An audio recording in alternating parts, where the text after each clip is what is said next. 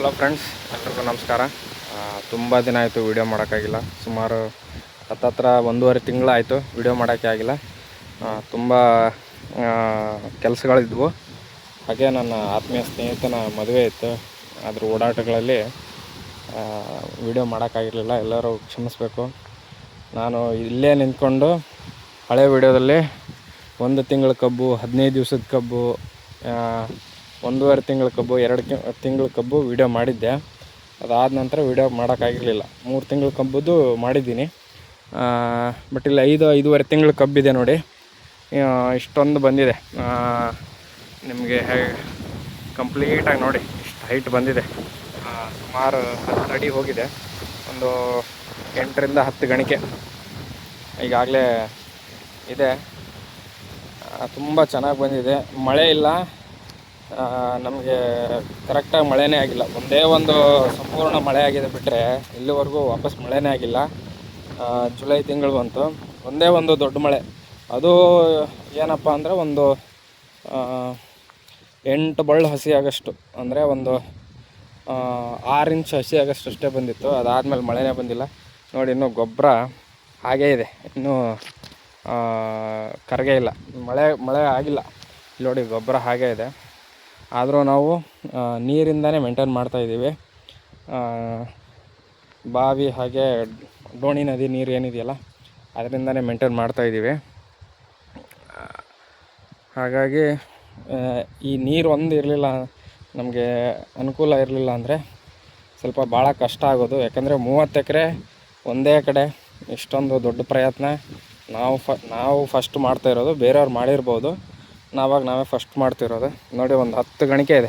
1 2 3 4 5 6 7 8 9ರಿಂದ 10 ಗಣಿಕೆ ಇದೆ. ತುಂಬ ಚೆನ್ನಾಗಿ ಬಂದಿದೆ. ಫಸ್ಟ್ನೇ ಗೊಬ್ಬರ ಕರಗಿ ಚೆನ್ನಾಗಿ ಬಂದಿತ್ತು. 2ನೇ ಗೊಬ್ಬರ ಸ್ವಲ್ಪ ಮಳೆ ಬಂದು ಕರಗಿ ಗೊಬ್ಬರ ತೊಗೊಂಡ್ರೆ ಚೆನ್ನಾಗಿ ಬರುತ್ತೆ, ಇನ್ನೂ ಚೆನ್ನಾಗಿ ಬರುತ್ತೆ. ಇನ್ನೊಂದು ನೀರಾದರೆ ಇನ್ನೂ ಚೆನ್ನಾಗಿ ಬರುತ್ತೆ ಅನ್ನೋ ಇದು. ಈ ಕಡೆ ಎಲ್ಲ ಸ್ವಲ್ಪ ಇನ್ನೂ ನೀರು ಬಿಡಬೇಕು. ನೀರು ಬಿಟ್ಟಾದಮೇಲೆ ಇನ್ನೂ ಚೆನ್ನಾಗಿ ಬರುತ್ತೆ ಅನ್ನೋ ಒಂದು ವಿಶ್ವಾಸ. ನೀರು ಬಿಡ್ತಾಯಿದ್ದೀವಿ.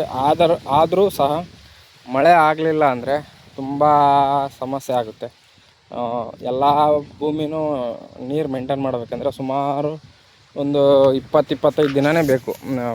ಕಂಪ್ಲೀಟಾಗಿ ನೀರು ಕೊಡಬೇಕು ಅಂದರೆ 30 ಎಕರೆಗೂ 20-22 ದಿನ ಅಂತೂ ಬೇಕು. ಮತ್ತು 20-22 ದಿನ ಅಷ್ಟೊತ್ತಿಗೆ ಮಳೆ ಆಗಿಲ್ಲ ಅಂದರೆ ಭೂಮಿ ಮತ್ತೆ ಆರಿಕೆಗೆ ಬಂದಿರುತ್ತೆ. ಮತ್ತೆ ಮೊದಲಿಂದ ಮತ್ತೆ ನೀರು ಸ್ಟಾರ್ಟ್ ಮಾಡಬೇಕು. ಹೀಗಾಗಿ ಕಬ್ಬು ಬೆಳವಣಿಗೆ ಸ್ವಲ್ಪ ಇನ್ನೂ ಕಮ್ಮಿ ಇದೆ ಅಂತ ನನಗೆ ಅನ್ನಿಸ್ತಾ ಇದೆ. ಏನಪ್ಪ ಮಳೆ ಬಂದಿದ್ದರೆ ಇದಕ್ಕಿಂತ ಇನ್ನೂ ಚೆನ್ನಾಗಿರ್ತಿತ್ತು ಅಂತ ನನ್ನ ಅಭಿಪ್ರಾಯ. ಯಾರ್ಯಾರು ನೀರಿಂದನೇ ಮೇಂಟೈನ್ ಮಾಡ್ತಾಯಿದ್ದೀರಾ, ಯಾರ್ಯಾರು ಮಳೆ ಆಗಿಲ್ಲ ಅವ್ರ ಸಮಸ್ಯೆಗಳೇನು ಕಮೆಂಟ್ ಮಾಡಿ. ನನ್ನಿಂದ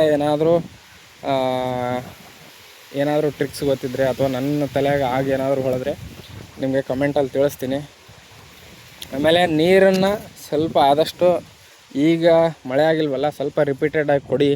ಯಾರೂ ಮಳೆನ ನಂಬ್ಕೊಂಡು ಕೂತ್ಕೋಬೇಡಿ. ಈ ವರ್ಷ ಸ್ವಲ್ಪ ಮಳೆ ಕಡಿಮೆ ಅಂತ ಹೇಳ್ತಾ ಇದ್ದಾರೆ, ಮಳೆನೂ ಆಗ್ತಾಯಿಲ್ಲ. ಹಾಗಾಗಿ ಸ್ವಲ್ಪ ನೀರು ಕೊಡೋ ಕಡೆ ಸ್ವಲ್ಪ ಗಮನ ಇರಲಿ ಅನ್ನೋದು ನನ್ನ ಅಭಿಪ್ರಾಯ. ನೋಡಿ, ಒಂದು 5 ತಿಂಗಳ ಕಬ್ಬು ಹೀಗಿದೆ. ಇಲ್ಲಿಂದ ಅಲ್ಲಿ ಕೊನೆಯವರೆಗೂ ಸಹ ಹಾಗೇ ಇದೆ. ಇನ್ನೂ 2 ಡೋಸ್ ಗೊಬ್ಬರ ಕೊಡಬೇಕು ಅಂತ ನಾವು ಯೋಚನೆ ಮಾಡ್ತಾಯಿದ್ದೀವಿ. ಇದು 2ನೇದು ಆಗಿದೆ, ಇನ್ನೂ 2 ಮಳೆಗಾಲ ಮುಗಿಯೋಷ್ಟೊತ್ತಿಗೆ ಇನ್ನೂ 2 ಗೊಬ್ಬರ ಕೊಟ್ಟು ನೀರು ಕೊಟ್ಬಿಟ್ರೆ ಚೆನ್ನಾಗಿ ಬರುತ್ತೆ ಅಂತ ನನ್ನ ಅಭಿಪ್ರಾಯ. ಆಮೇಲೆ ಚಳಿಗಾಲದಲ್ಲಿ ತುಂಬ ಚೆನ್ನಾಗಿರುತ್ತೆ ಗ್ರೋತು. ಆವಾಗ ಸ್ವಲ್ಪ ನೀವು ಗೊಬ್ಬರ ಕಡಿಮೆ ಮಾಡಿ ನೀರು ಜಾಸ್ತಿ ಮಾಡಿ, ಅಂದರೆ ನೀರು 1 ಟೈಮ್ ಆದರೂ ಕೊಡಿ ಚಳಿಗಾಲ ಬಂದಾಗ. ಅಲ್ಲಿವರೆಗೂ ಯಾರು ಈ ವಿಡಿಯೋನ ನೋಡಿ ಕಂಪ್ಲೀಟಾಗಿ ಈ ಮಾಹಿತಿನ ನೆನ್ಪಿಟ್ಕೊಂಡ್ರೆ ನಿಮ್ಗೆ ಅರ್ಥ ಆಗುತ್ತೆ. ಕಪ್ಪು ಮಣ್ಣಲ್ಲಿ ಏನಾಗುತ್ತೆ ಅಂದರೆ ಚಳಿಗಾಲದಲ್ಲಿ ಸಿಕ್ಕಾಪಟ್ಟೆ ಚೆನ್ನಾಗಿ ಬರುತ್ತೆ ಗ್ರೋತ್, ತುಂಬ ಸ್ಪೀಡಾಗಿ ಗ್ರೋತ್ ಆಗುತ್ತೆ.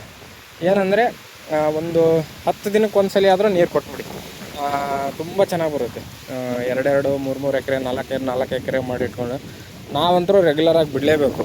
ಕಬ್ಬು ಕಟಾವು ಇನ್ನೂ ಒಂದು ತಿಂಗಳಿದೆ ಅನ್ನೋಷ್ಟೊತ್ತಿಗೆ ನಾವು ನೀರು ಕಟ್ ಮಾಡ್ಬೇಕು. ಬಿಟ್ಟರೆ ಅಲ್ಲಿವರೆಗೂ ನಾವು ನೀರು ಕೊಡ್ತಾನೆ ಇರಬೇಕು. ನೋಡಿ ಈ ರೀತಿ ಬಂದಿದೆ ಕಬ್ಬು, ಈ ರೀತಿ ಬಂದಿದೆ, ತುಂಬ ಚೆನ್ನಾಗಿ ಬಂದಿದೆ.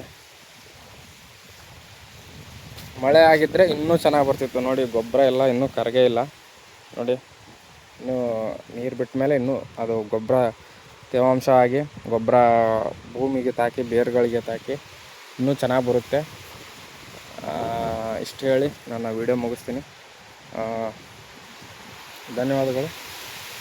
ಇನ್ನೂ ಹೆಚ್ಚಿನ ಮಾಹಿತಿಗಾಗಿ ನಮ್ಮ ಚಾನಲ್ನ ಸಬ್ಸ್ಕ್ರೈಬ್ ಮಾಡಿ ಅಂತ ಹೇಳ್ತಾ ವಿಡಿಯೋ ಮುಗಿಸ್ತಾ ಇದ್ದೀನಿ. ಧನ್ಯವಾದ.